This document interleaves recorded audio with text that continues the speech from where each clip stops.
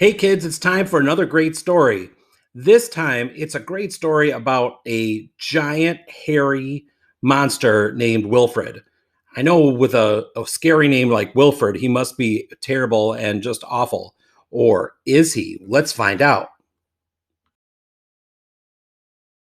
Wilfred by Ryan Higgins. Our story begins in a faraway place where there once lived a lonesome giant named Wilfred. Wilfred was humongous and hairy. And the thing that he wanted most of all in the whole wide world was a friend. One day, Wilfred came across a little town with little people in it. These little people were very unusual. They didn't have a single hair on their heads, not even the ladies. In this odd little town, there were little bald children playing. Wilfred wanted to join them, so he did, and they all ran away. All except one brave little boy who said to the big hairy giant, "Sit." And Wilfred did. Said the boy. "Stand on one foot." And Wilfred did.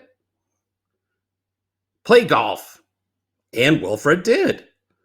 "Play the ukulele." And Wilfred did. "Do my math homework." And Wilfred did. "Reenact the Battle of Waterloo." And Wilfred did. The little boy and the big, hairy giant had so much fun that they decided Wilfred would come back the next day. Meanwhile, the little bald townspeople watched as the big, hairy giant lumbered away.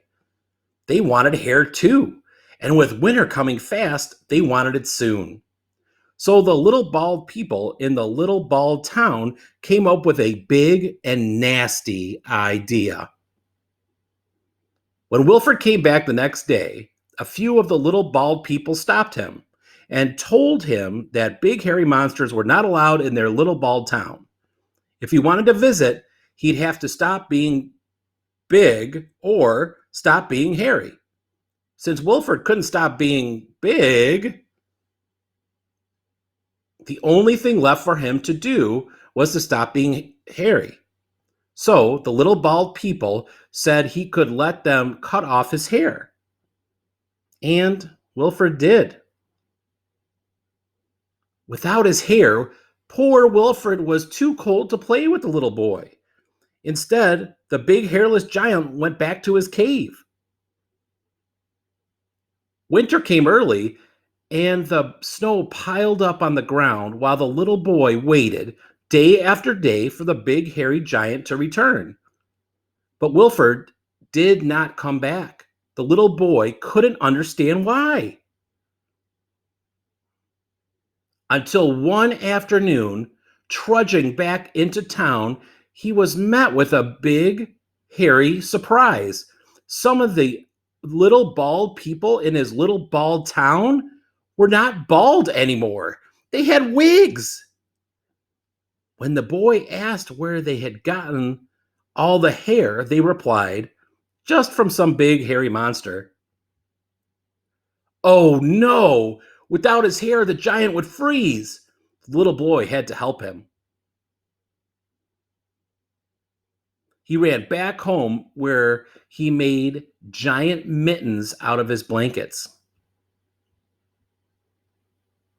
Then the boy went to find Wilfred.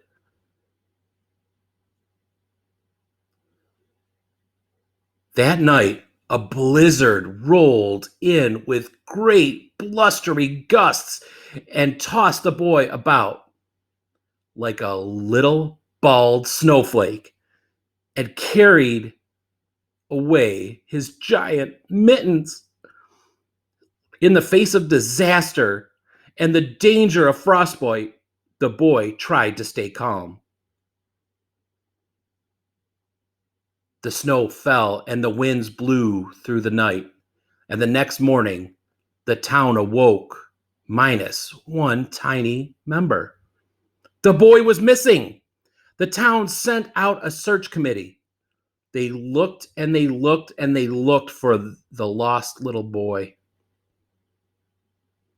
until at last they found him, safe and warm, because in the night when the boy was lost, he had shouted, "Please save me!" And Wilfred had. The little townspeople felt sorry. This creature wasn't just a big hairy monster, he was a hero, and he needed their help. They covered Wilfred with blankets and made a big fire to help him get warm. Then they took all their wigs and sewed them back together into a great big hairy suit for Wilfred to wear. And that's how Wilfred came to have a zipper, a smile, and a very best friend.